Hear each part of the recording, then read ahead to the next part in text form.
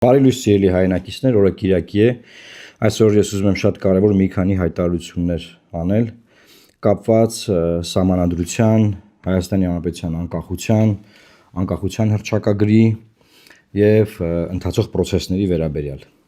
Ուրբաթ օրը Հայաստանի Հանրապետության վարչապետ Նիկոլ Փաշինյանը կարճ տեսանյութ նկարահանեց, որտեղ խոսում էր այն մասին, որ Հայաստանի բոլոր քաղաքական ուժերը բաժանվում են երկու խմբի։ Պատերազմի ուժեր, ովքեր Հայաստանն ուզում են տանեն պատերազմի եւ կործանեն Հայաստանը, եւ խաղաղության ուժ, որը նա գտնում է, որ միակ ուժն է խաղաղության ուժը,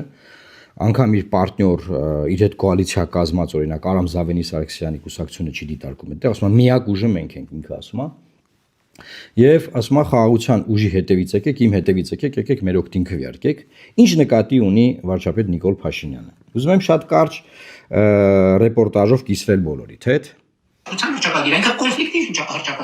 Հայաստանի անկախության հռչակագիրը Հայաստանի ղեկավարը համարում է պատերազմի վտանգ։ Իշխողուժը դեմ է, որ մայրօրենքում լինի անկախության հռչակագրին հղում։ Քաղաքացիական պայմանագիր կուսակցությունը միակ ուժն է, որ ասում է նոր սահմանադրության մեջ պետք է անկախության հռչակագրին հղում չլինի։ Հայաստանի Սահմանադրությունից անկախության հռչակագիրը ջնջելը Ադրբեջանի պահանջն է։ If we just trying to simplify the situation, we'll only focus on a peace agreement. Եթե կենտրոնանանք միայն խաղաղության համաձայնագրի վրա, չլուծելով սահմանադրության հետ կապված խնդիրը, դա կնշանակի, որ խաղաղության համաձայնագիրը 0 է, որովհետև կհակասի երկրի մայր օրենքին։ Եվ այս խնդիրը մենք արդեն 2 տարուց ավելի է բարձրաձայնում ենք։ Contradictory to the main law of the country, which is not the case. Սա կոնֆլիկտի հռչակագիր է։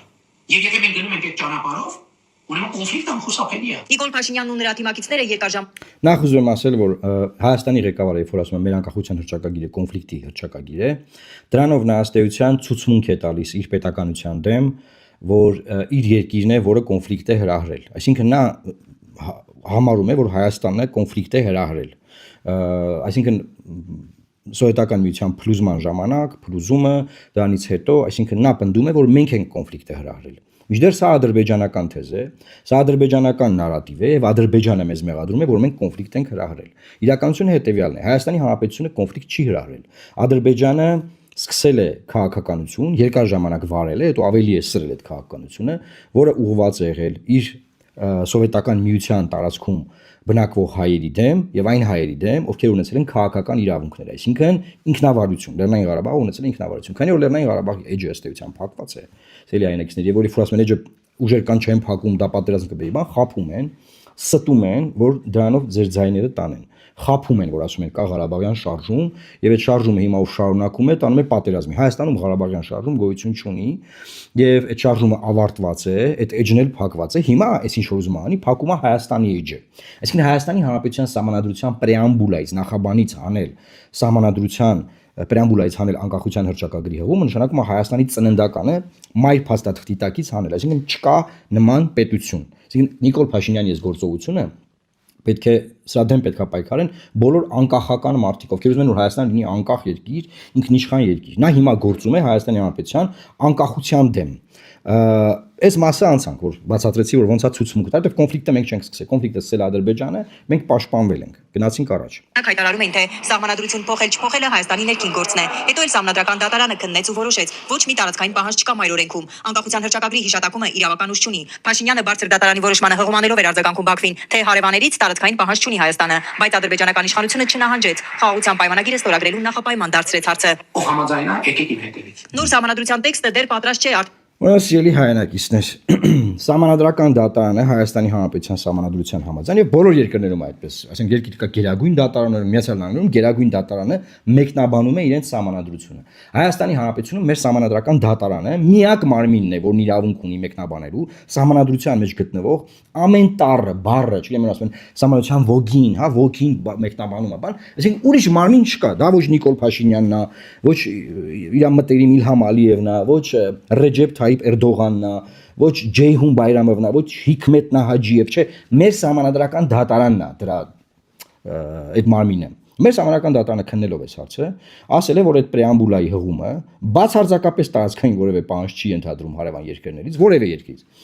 Եվ հետևաբար կարիք չկա, որ մենք պրեամբուլայից հանենք։ Հիմա Փաշինյանը ասում է, որ ԿՊ-ն որոշել է, որ պետք է պրեամբուլայից, այսինքն Սահմանադրության նախաբանից, այս լեզվով խոսամ, ոչ իրավաբանական, պետք է դուրս գա անպայման։ Պետք է հանվի ու եկեք իմ հետևից, ով չգա, ով իմ հետ չգա Ղարաբաղյան շարժումը փակելու, նա ուզում է պատերազմ, այսինքն ինքը իր ժողովրդին շանտաժ անում, բայց դրա արդյունքում վերացնում է Հայաստանի անկախության հիմքը։ Այսինքն ոնց որ մի հատ երեխա է ծնվում, չէ, ունենալու է ծննդյան վկայական ակտ, որ ծնվեց, այսինքն ծննդատան թուղթը տանում են ԶԱԳՍ այդպես ծննդան վկայական, չէ։ Ինքը ուզում է վառի այդ ծննդյան վկայականը, ոչնչացնի, որ չլինի այդ երեխայի ծննդի վերաբերյալ որևէ փաստաթուղթ։ Որ հետո այդ երեխայի ծնունդը, այսինքն Հայաստանի Հանրապետության ծնունդը վիճարկեն մեր հարևանները Ադրբեջանը,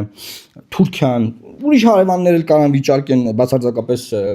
ես չեմ որևէ մեկի բանանում, բայց տարբեր երկրներ կարան վիճարկեն։ Եվ ինքը երկիրը տանում է մի հատ ազգակործան process-ի, որովհետև նայեք, եթե մենք ընդունում ենք որ Սահմանադրությունը տարածքային պահանջ ունի, որը չունի մեր Սահմանադրական դատարանը ասում է չունի, իր ասելով սա կոնֆլիկտի բան է, հռչակագիր, եւ գնում ենք դա փոխելու, այսինքն գնում ենք հանրակրվեի։ Եվ հանկարծ հանրակրվեին չի անցնում։ Ալիևը կարող ասի, տեսակ դուք ընդունեցիք որ տարածքային պահանջ ունեք, բայց դա չեղավ, հետեւաբար դուք այդ տարածքային պահանջը ոչ թե ուներ են ժողովուրդը, որ 95 թվին ընդունեց Սահմանադրությունը, եւ հռչակագիրը դրանից առաջ, այլ նաեւ այսօրվա ժողովուրդ ունի տարածքային պահանջ եւ ես կարող ձեր դեմ պատերազմեմ։ Այս մեկ, այսինքն երկիրը փուրն է տալի ես իր վարած քաղաքականությամբ։ Երկրորդ տարբերակը, պատասխան գնում ենք ժողովուրդը գնում է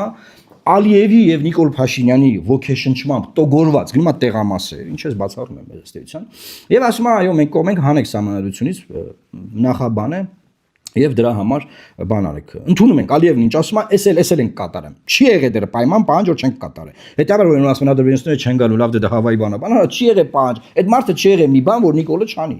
Հիմա ինչ գարանտիա եք ասում որ այն մյուսները չի անելու է, սաղ անելու է։ Հիմա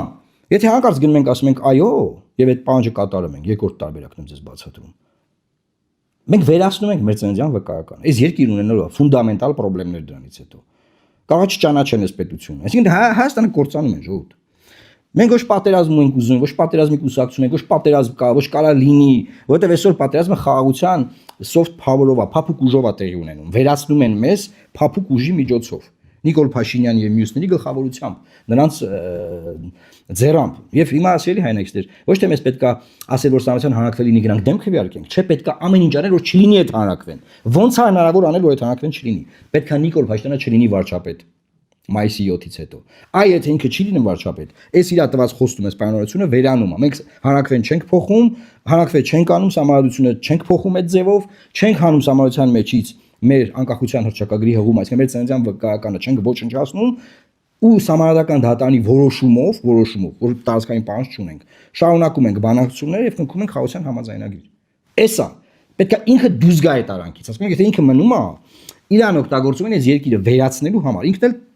լծված է այդ process-ին։ Հիմա անդրադառնամ ինձ։ Ես ընդգրկվել եմ Սահմանադրական բարեփոխումների խորհրդում 2000, եթե չեմ սխալվում, 21 թվականին։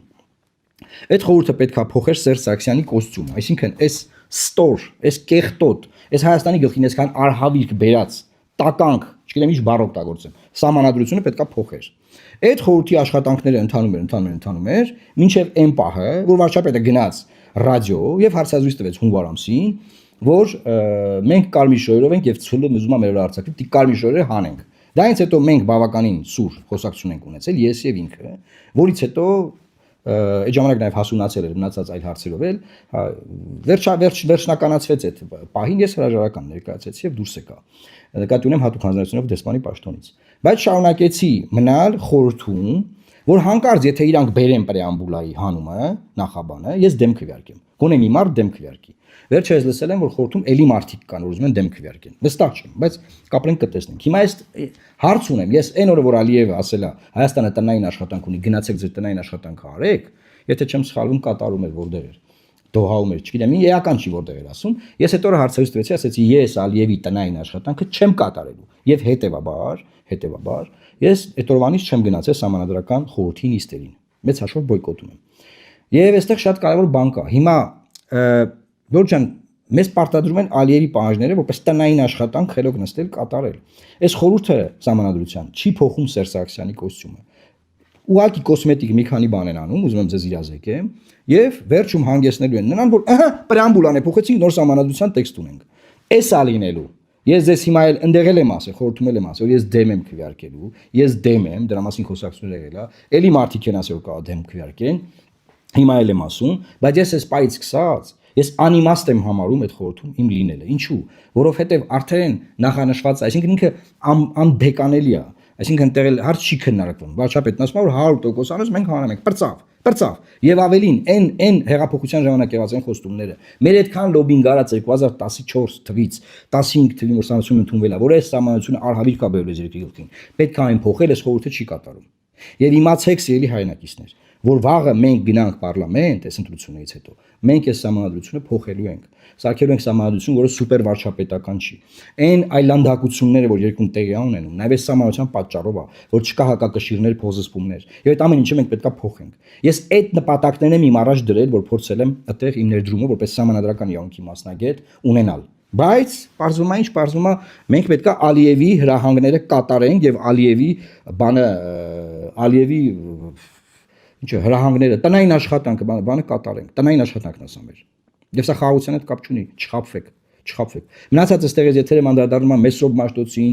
կաթողիկոսին, եկեղեցուն, որ սա ուզում են պատերազմ լինի, բան ինչ ասում է, սա իրականությանը չի համապատասխանում։ Եվ վերջին բանը ասեմ։ Ասում է, որ այն ժամանակ ես գոռացել եմ Արցախ Հայաստանը եւ վերջ եւ երբ որ պահներ այդ պայքարելու չեկան իմ հետ պայքարեն, բան ուրեմն 44 օրյա պատերազմի առաջին օրից ամբողջ երկիրը բոլոր ընդդիմադիր ուժերը իրանց տարածությունները դրել են մի կողմ եւ լծվել են այդ պատերազմին։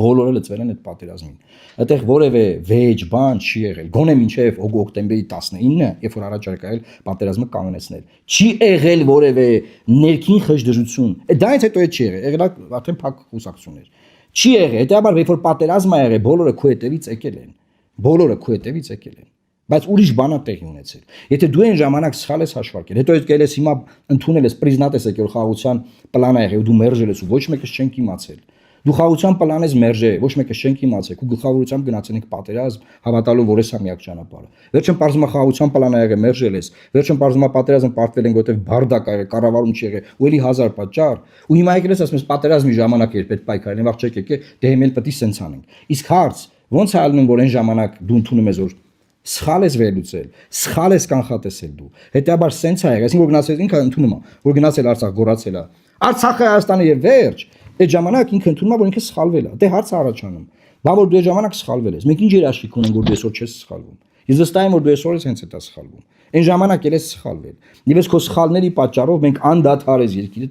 ջախջախի չարվածների մեջ ակնենք։ Արդարադատության նախարարը խոստացել է այս ամիս կլինի։ Ու մինչ այդ Նիկոլ Փաշինյանը փաստացի ամենաղմկոտ հարցի պատասխանը տվեց։ Անկախության հռչակագիրը չի լինի։ Արցախը Հայաստան է եւ վերջ։ Նիկոլ Փաշինյանը միայն Հայաստանի անկախության հռչակագիրը չէ, որ համարում է պատերազմի վտանգ։ Էս ինքն է, չէ՞ ասե։ Ասում եմ դեմս կդնենք, ասեն ես եմ ասել, լայվի մեջ ասում։ Հա դու ես ասել, եղբայր։ Բա որ դու ես ասել։ Այստեղ հարցը չի առաջանում։ Բա որ դու ես ասել։ Մտածում ես որ այդ ժամանակ սխալ ես արել։ Դու գորված ես եղել այդ բաներով բան։ Ինչ երաշխիք կա որ դու այսօր ավելի ճիշտ ես։ Դու չես կարողանում որևէ միջազգային իրավիճակ հաշվարկես։ Ամենաթարմ օրինակը Իրանում ընթացող պատերազմը։ Դու ոչ մի process չես կարող հաշվարկես, թե ոնց պետք է լինի։ Միակ բանը որ կարող ես հաշվարկես, կարողանում ես հաշվարկել քու նախկինների կռիվը, ոնց սարքես, որ դու վերընտրվես։ Մենակ էտա քու մոտ լավ ստացվում։ Դու դրանից ես լավ։ Դու ոչ մի բանից լավ չես։ Ու դու դա լավ գիտես։ Այսքանն է ուզում ասեմ։ Հետեւաբար սիրելի հայրենակիցներ, պետք է ամեն ինչ անենք, որ հունիսի 7-ից հետո այս իշխանությունը չլինի իշխանություն, որովհետև թե սահմանադրության հանրակրվեի մեզ տանելը, այդտեղ այոլն էլ է պրոբլեմ, ոչն էլ է պրոբլեմ։ Երկու պարագայում էլ երկիրը տանում են ջախջախի չարվածների։ Մենք դա թույլ չենք տալու, ես դա փորձել եմ անել սահմանադրական խորհրդում, հիմա էլ փորձելու ենք անել սպասվող խորհրդարանական ընտրություններ։ Հետեւաբար կանգնեք մեր կողքին եւ օգնեք, որ այս երկիրը այս վիճակից հանենք։ Շնորհակալ եմ, խնդրում եմ տարածել այս նյութը, սա շատ կարևոր է եւ Աստված պահապան Հայաստանի Հանրապետությանը։